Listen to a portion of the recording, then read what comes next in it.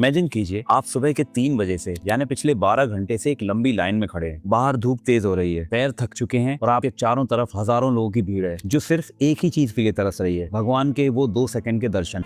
हाँ, कई घंटों के इंतजार के बाद जब आप भगवान के सामने पहुंचते हैं तो आपको सिर्फ और सिर्फ शांति मिलती है।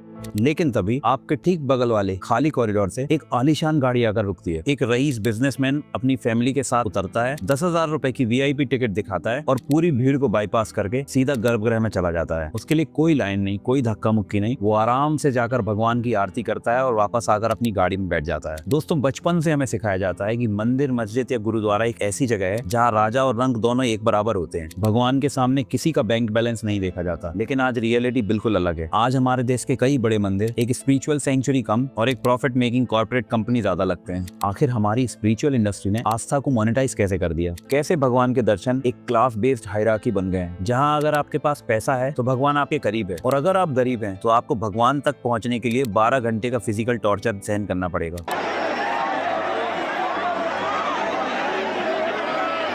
दोस्तों, यह वीडियो थोड़ा लंबा हो सकता है क्योंकि आज हम किसी एक मंदिर की बात नहीं करेंगे। हम तिरुपति से लेकर काशी विश्वनाथ तक और केदारनाथ से लेकर जगन्नाथपुरी तक सारे इकोसिस्टम को खंगालेंगे। हम डिकोड करेंगे वीआईपी टिकटिंग के कॉर्पोरेट बिजनेस मॉडल को, दिव्य कृपा खरीदने के पीछे की ह्यूमन साइकोलॉजी और कैसे हमारी सोसाइटी का स्टेटस सिग्नलिंग अब भगवान के दरबार तक पहुंच चुका है। इस पूरे क्राइसिस को समझने के लिए सबसे पहले हमें इस मार्केट का स्केल देखना होगा। इंडिया में आस्था, विश्वास सिर्फ एक इमोशन नहीं है, यह एक मल्टी-मिलियन डॉलर इकोनॉमी है। Let's look at the data. एक रिसर्च के मुताबिक इंडिया का रिलीजियस और स्पिरिचुअल मार्केट इस वक्त 58 से 60 बिलियन डॉलर यानी लगभग 6 लाख करोड़ रुपए का हो चुका है। और सबसे चौंकाने वाली बात, अगले 10 सालों में करीब 3 गुना बढ़कर 150 बिलियन डॉलर यानी लगभग 14.5 लाख करोड़ तक पहुंचने वाला है। लोग अपनी लाइफ की अनसर्टेनिटी, स्ट्रेस और एंजाइटी को दूर करने के लिए रिलीजन का सहारा ले रहे हैं। लेकिन जब इतना बड़ा पैसा किसी सेक्टर में आता है तो वहाँ कैपिटलिज्म और मोनेटाइजेशन आना तय है। पुराने जमाने में मंदिर एक कम्युनिटी सेंटर होते थे जहाँ गाँव या शहर के लोग मिलकर चलाते थे, और आज के मेगा टेम्पल विशाल ट्रस्ट और बोर्ड्स के द्वारा चलाए जा रहे हैं। और इन ट्रस्ट्स के बोर्ड रूम में आपको सन्यासी कम, देश के बड़े बड़े पॉलिटिशियन, ब्यूरोक्रेट्स और बिलियनियर्स ज्यादा मिलेंगे। इन ट्रस्ट्स का काम बिल्कुल एक कॉर्पोरेट कंपनी जैसा हो गया है। रेवेन्यू मैक्सिमाइजेशन, हर साल इनका टारगेट होता है कि पिछले साल से ज्यादा चढ़ावा आए, ज्यादा टिकट्स बिकें और ज्यादा डोनेशन इकट्ठा हो। उदाहरण के तौर पर तिरुमला तिरुपति देवस्थानम्स को देखिए, इनके पास लगभग 2.5 लाख करोड़ से ज्यादा की संपत्ति है, जो कई देश के कई राज्यों के सालाना बजट से भी ज्यादा है। इन्हें हर साल सिर्फ हुंडी यानी दान पेटी और स्पेशल टिकट से 1200 से 15 करोड़ का कैश रेवेन्यू मिलता है। अब जरा सोचिए, इस विशाल रेवेन्यू को लगातार बढ़ाने के लिए किस चीज का इस्तेमाल किया जाता है? जवाब है स्पीड, यानी दर्शन की स्पीड। और इसी से जन्म हुआ वीआईपी दर्शन के कॉन्सेप्ट का। आज देश के किसी भी बड़े तीर्थ स्थल पर चले जाइए, आपको दर्शन के लिए बाकायदा एक मेन्यू कार्ड मिलेगा। आपको फ्री दर्शन चाहिए, 15 से 20 घंटे लाइन में लगिए। आपको शीघ्र दर्शन चाहिए, 300 से 500 रुपए दीजिए और 4 घंटे में दर्शन कीजिए। आपको वीआईपी, वीवीआईपी आरती अटेंड करनी है, 5,000 से 10,000 रुपए दीजिए, कोई लाइन नहीं, सीधे भगवान के बिल्कुल सामने बैठिए। उत्तर भारत के सबसे बड़े केंद्रों में से काशी विश्वनाथ को ही देख लीजिए। कॉरिडोर बनने के बाद वहाँ श्रद्धालुओं की संख्या करोड़ों में पहुंची। तो साथ ही में लॉन्च हुआ सुगम दर्शन सिस्टम। महाशिवरात्रि और सावन सोमवार जैसे त्योहारों पर इन स्पेशल टिकटों और मंगला आरती के पासेस की कीमत आसमान छूने लगती है। अब यहाँ मंदिर के ट्रस्ट एक बहुत ही लॉजिकल लगने वाला आर्गुमेंट देते हैं। वो कहते हैं कि इस वीआईपी सिस्टम से जो रेवेन्यू मिलता है उसी से ये मंदिर का मेंटेनेंस करते हैं, फ्री लंगर चलाते हैं, स्कूल और हॉस्पिटल्स बनाते हैं। यह आर्गुमेंट सुनने में बहुत अच्छा लगता है, लेकिन प्रॉब्लम इस आर्गुमेंट की आड़ में छिपी हाइपोक्रेसी में है। अगर यह सिर्फ एक चैरिटी मॉडल है तो आम आदमी के साथ जानवरों जैसा बर्ताव क्यों होता है जो फ्री लाइन में खड़ा है? उसे बेसिक फैसिलिटीज यानी पीने का पानी या बैठने की जगह भी ढंग से नहीं मिलती।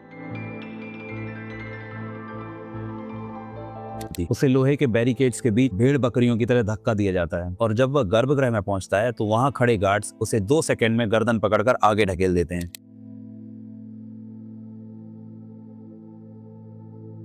दूसरी तरफ जो वीआईपी पास लेकर आया है उसे पूरा सम्मान, air condition lounge, special VIP entry और वीआईपी प्रसाद का डब्बा मिलता है। यहाँ वीआईपी दर्शन ने फेथ को एक प्रोडक्ट बना दिया है। आप भगवान का आशीर्वाद नहीं खरीद रहे हैं, असल में आप गरीबों की लाइन को बाईपास करने की सुविधा खरीद रहे हैं। और जब आप भगवान के घर में सहूलियत बेचने लगते हैं तो आप अनजाने में ही सही गरीबी को एक सजा बना देते हैं। लेकिन रुकिए, बात सिर्फ टाइम बचाने या सहूलियत की नहीं है। इसके पीछे एक बहुत ही गहरी ह्यूमन साइकोलॉजी और डार्क अंडरग्राउंड नेटवर्क काम करता है। अमीर लोग ये वीआईपी टिकट सिर्फ इसलिए नहीं खरीदते खरीदते क्योंकि उनके पास समय कम है, वो इसलिए खरीदते हैं क्योंकि उन्हें अपना स्टेटस सिग्नल करना होता है। इंडिया में हर चीज एक बैटल या नेगोशिएशन बन चुकी है। मेट्रो की लाइन हो, ट्रैफिक हो या सरकारी ऑफिस का काम हो, यहाँ सिस्टम पर लोगों का ट्रस्ट बहुत कम है। इसलिए हमारे समाज में लाइन को तोड़कर आगे निकलने को पावर का सिंबल माना जाता है। तू जानता नहीं मेरा बाप कौन है सिंड्रोम। जब एक इंसान बाहर की दुनिया में अपनी दौलत और पावर का शो ऑफ करके थक जाता है तो उसे भगवान के सामने भी वही वीआईपी फीलिंग चाहिए होती है। जब वो 10,000 की रसीद कटाकर गरीबों की लंबी लाइन को क्रॉस करते हुए वीआईपी गेट से अंदर जाता है तो सबकॉन्शियसली उसका ईगो बूस्ट होता है। तो उसे लगता है वह समाज में ही नहीं भगवान की नजरों में भी स्पेशल है। और इस ईगो के साथ काम करता है एक और डार्क फैक्टर, गिल्ट क्लेंजिंग यानी पाप बोझ से मुक्ति। इतिहास गवाह है कि राजाओं ने युद्ध में खून बहाने के बाद बड़े बड़े मंदिरों में सोना दान किया ताकि उनका गिल्ट कम हो सके। आज के दौर में भी जब कॉर्पोरेट फ्रॉड या स्कैम की खबरें आती हैं तो उसके तुरंत बाद आप देखते हैं कि वही आरोपी किसी बड़े मंदिर में करोड़ों रुपए का मुकुट चढ़ा रहा है। यह एक साइकोलॉजिकल ट्रांजैक्शन है। बाहर कुछ गलत करो और यहाँ आकर भगवान के खाते में एक बड़ा अमाउंट क्रेडिट कर दो। ये तो हुआ एक ऑफिशियल सिस्टम। इसके नीचे काम करता है एक बहुत बड़ा अनऑफिशियल ब्रोकर माफिया। मान लीजिए आप किसी ऐसे मंदिर गए हैं जहाँ ऑनलाइन वीआईपी टिकट्स हफ्तों पहले बुक हो चुके हैं। आप जैसे ही गाड़ी से उतरेंगे आपको कई ऐसे लोकल एजेंट्स या गाइड मिलेंगे जो आपसे कहेंगे आइए 2,000 रुपए दीजिए, सीधा पीछे के दरवाजे से दर्शन करवा दूंगा। ये नेक्सस 3 लूप होल्स पर चलता है। द प्रोटोकॉल रूल सरकारी अफसरों, जजों और नेताओं के लिए एक ऑफिशियल कोटा होता है, लेकिन इस कोटे का इस्तेमाल उनके दूर के रिश्तेदार, दोस्त और फर्जी सिफारशी चिट्ठियां लाने वाले लोग धड़ल्ले से करते हैं। द लोकल पंडित नेटवर्क कई मंदिरों के रजिस्टर्ड पुजारियों के पास अपने यजमानों को सीधा अंदर ले जाने का प्रिविलेज होता है। इसके बदले में मिलने वाली मोटी दक्षिणा कभी ऑन रिकॉर्ड नहीं आती। The luxury travel packages 5 star hotel और ट्रेवल एजेंट्स बंडल पैकेजेस बेचते हैं। लग्जरी स्टे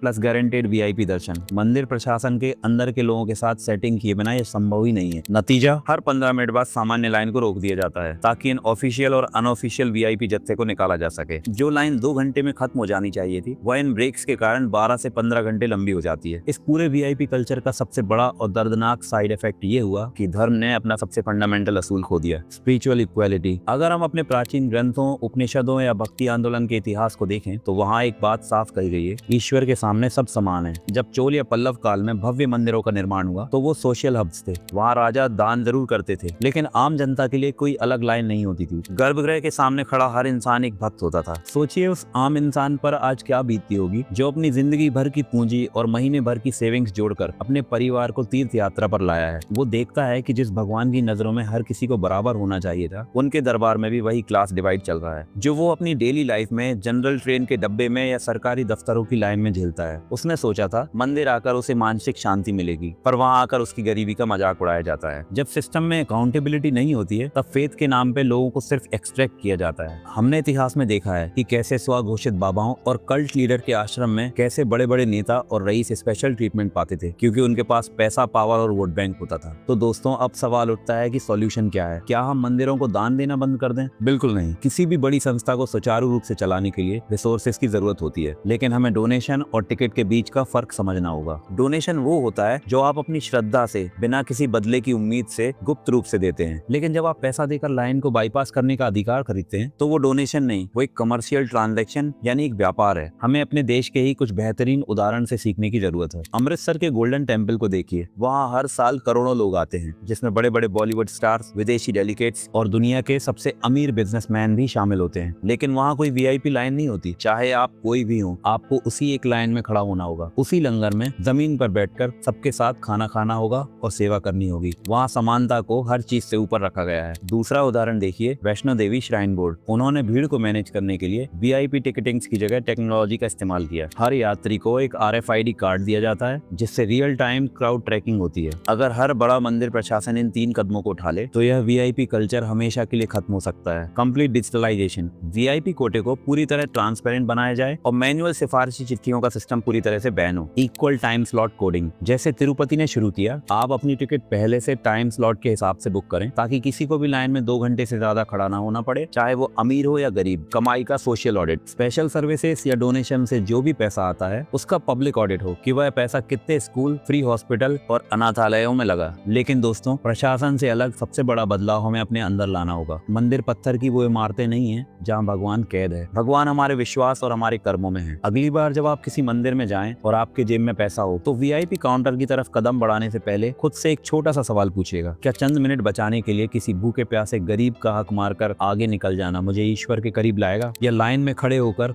उस सब्र को महसूस करना सच्ची भक्ति है। आस्था को व्यापार बनने से रोकने की जिम्मेदारी सिर्फ सरकारों की नहीं है, हमारी भी है। क्योंकि जब तक हम विशेष दिखने की इस अंधी रेस में भागते रहेंगे, तब तक यह डार्क इकोनॉमी ऐसे ही फलती फूलती रहेगी। इस पूरे वीआईपी कल्चर पर आपका क्या एक्सपीरियंस रहा है, मुझे नीचे कमेंट सेक्शन में जरूर बताएं। अगर इस वीडियो ने आपको हमारी सोसाइटी और सिस्टम के बारे में एक नया पर्सपेक्टिव दिया है, तो इसे अपने फ्रेंड्स एंड फैमिली के साथ जरूर शेयर करें। मिलता हूं आपसे अगली वीडियो में एक और गहरी कहानी के साथ। तब तक के लिए keep questioning the system and stay safe.